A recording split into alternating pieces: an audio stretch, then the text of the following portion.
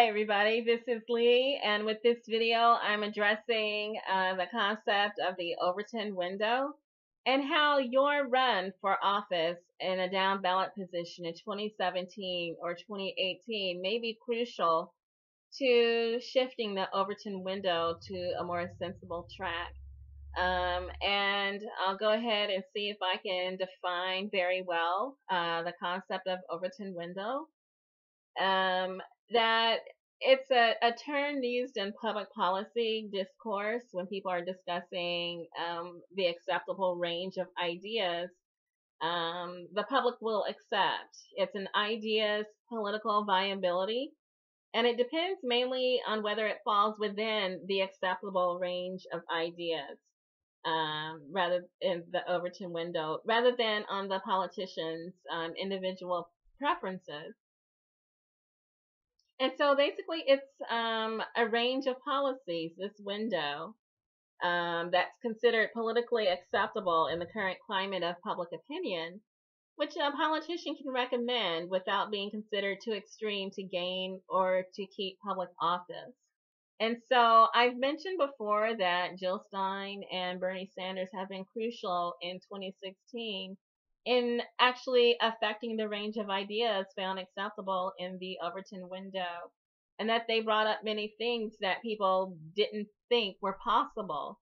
And let's see if I can go through it. I think Bernie Sanders in the Democratic primary did quite a lot, did a lot of the heavy lifting, bringing the idea of single payer health care, focusing on infrastructure, focusing on working class of all colors, Black, white, Asian, Native, Latino. Also, the idea of free higher education or affordable education. Jill Stein also made a contribution, the concept of the Green New Deal and focusing more resources on renewable energy development, also infrastructure, and then a very intense focus on climate change and how it affects the future of our existence on Earth.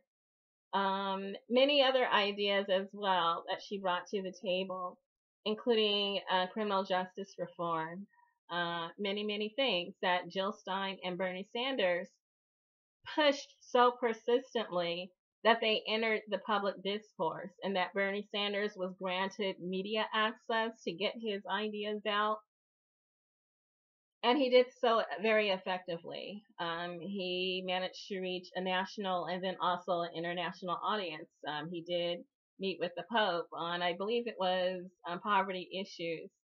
And Jill Stein had more limited reach in mainstream media, but she made use of what she was able to have. And then also she had a very robust social media campaign, and so she was able to get the idea of the Green New Deal out, being very progressive on developing our infrastructure with renewable energy and a scientific approach to climate change.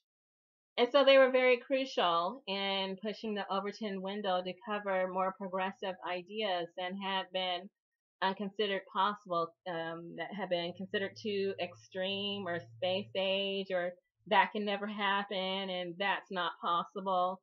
That they made the impossible seem entirely possible, and that was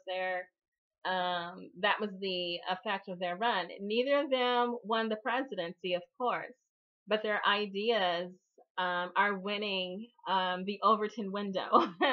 That they're entering the range of acceptable public discourse, and that means the public can push their representatives to accept the ideas that are now, becoming more mainstream. A strong example is single-payer healthcare. That before we had persons such as Hillary Clinton saying that, "Oh, that's never going to happen." And we see that Charles Krautheimer, a conservative talk show host, is saying, well, yes, it can and it will happen because it's inevitable that we're headed that direction. And that even Donald Trump knows that we're headed that direction. He's brought up single payer often in the past. He was silent on it during the course of his campaign, and then he praised the single payer system in Australia just a few days ago. So that's how an idea can enter into the Overton window. If it's spoken of enough, if there's agreement that this is what should be done, the impossible can seem possible. And so I'm gonna go through the range. Whereas an idea at one time seems unthinkable, and then it seems radical, and then it seems acceptable, and then sensible, and then it becomes popular, and then it becomes policy. And so, in terms of single payer healthcare, at one time, well, not too long ago, it was considered unthinkable. And then there was dismissal and propaganda that, well, single payer, it's too radical. And then, people began to notice, like all around the world, that every industrialized nation other than the United States has single payer health care. And so it's actually not radical, it's actually acceptable. And so now we're getting to the point where some states are ready to push single payer through their own state legislatures. And so the idea is becoming acceptable in those states and also sensible. In terms of nationwide, I think we're probably somewhere between acceptable and sensible on a nationwide scale, but in states such as Hawaii and California, it's actually popular. It's further along. Washington State, too, which also is considering a referendum on single payer right now, that is at the stage where it's popular, and hopefully soon it'll become policy, depending on what the state decides. Hopefully on a national level, we'll see it become more popular, and then policy. Probably some more states will have to adopt that for their state, kind of like the medical marijuana, the medical cannabis, legalization of recreational use, but certainly medical cannabis. That, again, during the launch of the war on drugs, legal medical cannabis was seen as unthinkable and then also radical. And it slowly became acceptable as states began to one by one legalize medical cannabis. And so it entered into the Overton window, and it's, acceptable, at least by, well, it's actually acceptable on a national level, but in at least 30 states of the United States, a majority of our states, it's actually policy. And so, where some states are further along than others, but more states are going to legalize in the next few months, certainly the next few years. And so maybe, hopefully it won't be until the 49th state legalizes, and then someone at the federal level will have the courage to reschedule cannabis. So, where we are on the Overton window is, one thing on a state level and then another on a national level. So I hope that clears that up a little bit, what the Overton window is. There's a quote I wanted to put out just so people can see where we might have been once upon a time. There was a well-known figure in the national popular, known, nationally in terms of policy. And this person said, "Every gun that is made, every warship launched, every rocket fired signifies in the final sense a theft from those who hunger and are not fed, those who are cold and are not clothed. This world in arms is not spending money alone. It is spending the sweat of its laborers, the genius of its scientists, the hopes of its children." And so this is a commentary on military defense spending. and that every dollar that goes into military defense, weapons development, research, production, building of warships, aircraft carriers, rocket launchers, jets, things like this, all the labor that's going into building and servicing the military defense industry is taking away from other industries such as scientific research in terms of, for instance, finding cures for diseases, um, forming new medications, and then also innovations, inventions in energy, addressing climate change, that all this scientific knowledge is going into military defense and not enough is being used in other arenas. And that even food production is kind of off track to where we have the capacity to produce sufficient food to feed everyone in this country. But we still have people going hungry.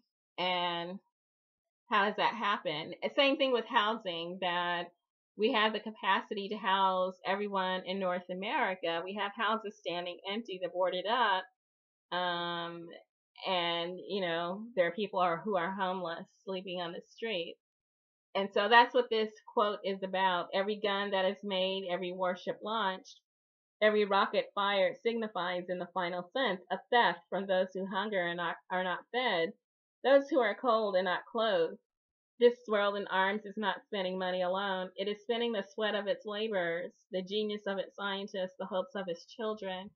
And so, and that includes, the fact that our infrastructure is crumbling, that we need to update it, we need to modernize it, we need to strengthen it, we need to retrofit it to include maybe renewable energy sources to run it, things like this. And we have the human labor, human resources, and the labor capacity to do it. We even have the money available to do it. We have the tools, we have the supplies, we have everything we need. What we don't have is political will, because that's been expended on military defense. Same thing with the hopes of our children, that we have institutions of higher learning sufficient to educate the next generation who are ready to help us make these advances, and they need to be trained and educated in order to do that. But rather than that happening, making sure that we have the ability to send everyone to higher education for free. We have the capacity to do that, and it is being done in other nations around the world, that they are educating their children because they see that as an investment, that we are starving our children of education rather than putting money into education. It's going again into military defense. And so that's what that quote is covering. So I talked about the range, and then a few more examples of how the range of ideas can shift. Underneath Richard Nixon's administration, he was a conservative Republican who entered office, I believe it was 1972. And was it 1972 or was it 1976? I forget. Anyway, there he was. And under his administration, we had the Environmental Protection Agency that was formed under a conservative Republican administration. And then you see that we have a right-wing extreme Republican administration, and the Environmental Protection Agency is slowly being dismantled from within. That's how the Overton window can shift off, track. And again, under Richard Nixon's administration, we had the Roe v. Wade decision legalizing abortion. And now, today, about 50 years later, we have attacks on the ability to have this service at the federal level, and then at the state level, it's under attack, and then defunded. So And then also under Richard Nixon's administration, we saw the end of the Vietnam War, that we scaled back and we brought our troops home. And then you see under this current presidency that we have escalation of war. I mean, we saw that with Barack Obama's presidency, actually. The initial shift began, I would say, under George W. Bush with the 911 attacks, and then we saw a severe shift in the Overton window to where doing preemptive strikes without permission from Congress became common. And so that's how things can shift. That's the Overton window.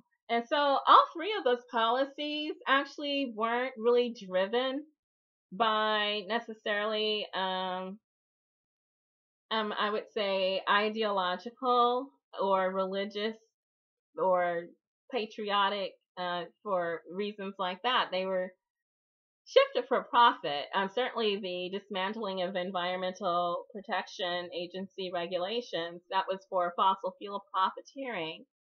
And then also the escalation of war interventions and actions overseas, that was also for profit. Roe v. Wade, I can't really say that that was for profit, although someone might be able to find a connection. But there has been a shift, a severe shift in over the last few decades, where Richard Nixon's policies today would be seen as left. So isn't that interesting? And then even under Ronald Reagan, he would be seen as maybe center, moderate, liberal today. Ronald Reagan would. And I think it was also Bill Clinton who really did quite a lot to initiate the first shift off what was the normal range of ideas politically acceptable at that time. And so now we even see that there's, we had our war on drugs, which was launched underneath Richard Nixon, and then the inclusion of the private prison industry really drove it, again, the presence of profit drove that Overton window just out of the range of what might have been politically acceptable in the 1970s when Richard Nixon initially initiated the war on drugs. At present, the profiteering by the private prison industry and the maybe tripling, doubling, quadrupling of the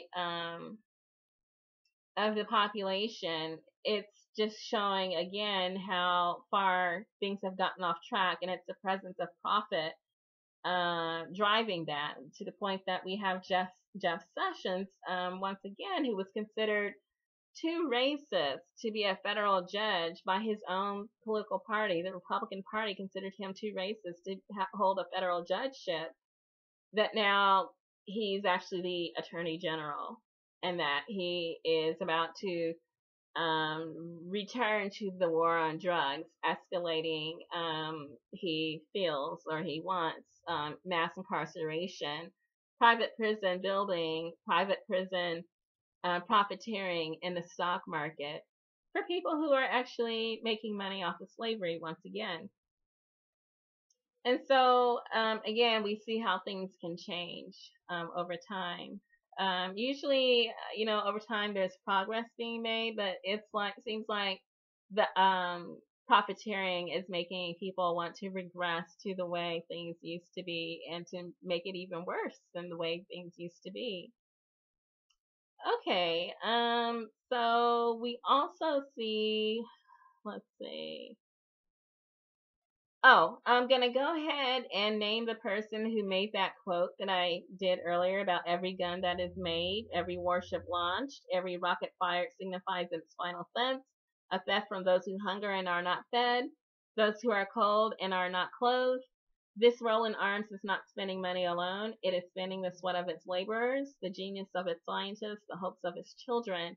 And no, that was not a left-wing radical progressive who said that. It was not Bernie Sanders or Jill Stein. It was not Ralph Nader. It was not Jesse Jackson.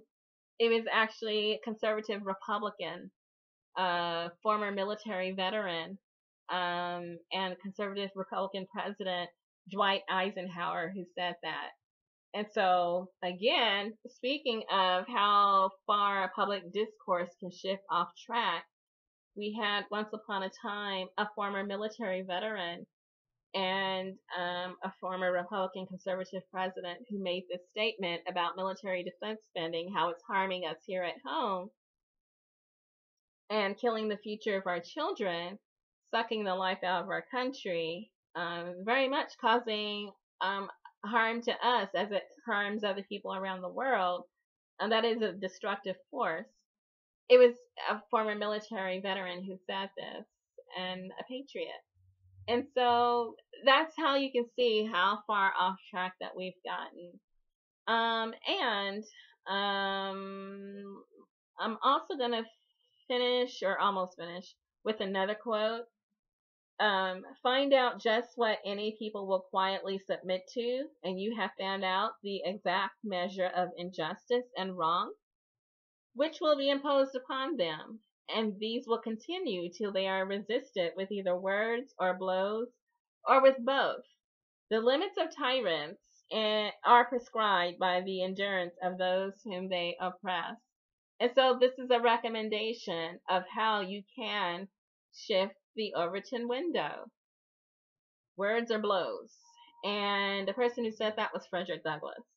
And so that's how he recommends that you shift the acceptable range of ideas.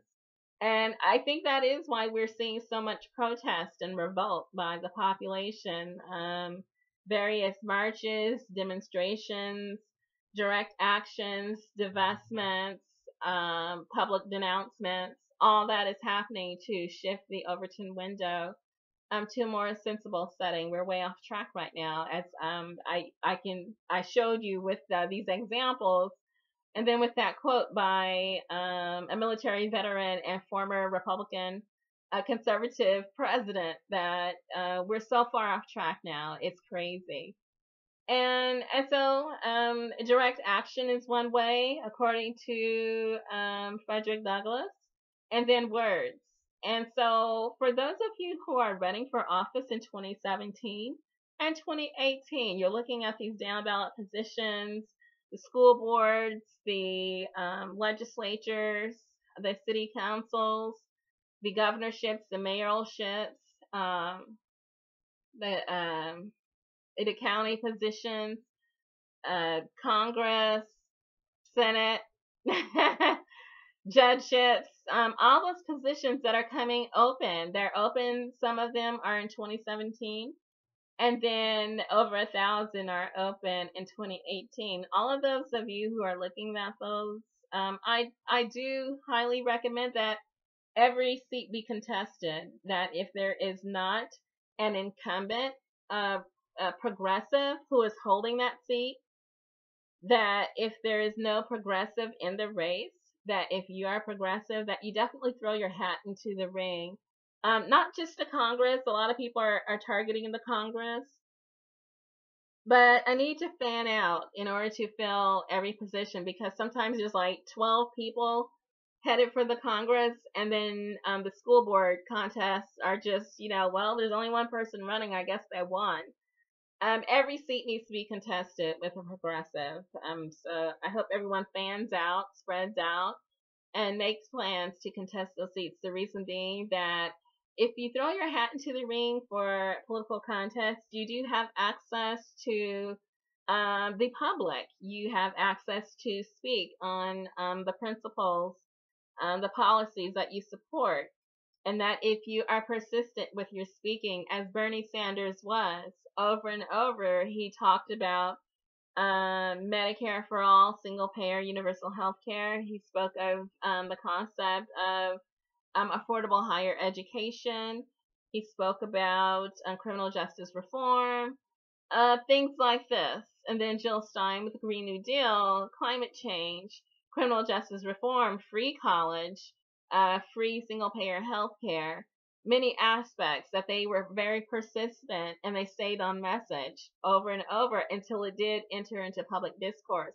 They did not win, but they were able to shift the range of acceptable ideas to the point where people said, you know what? We know we shouldn't be in Syria.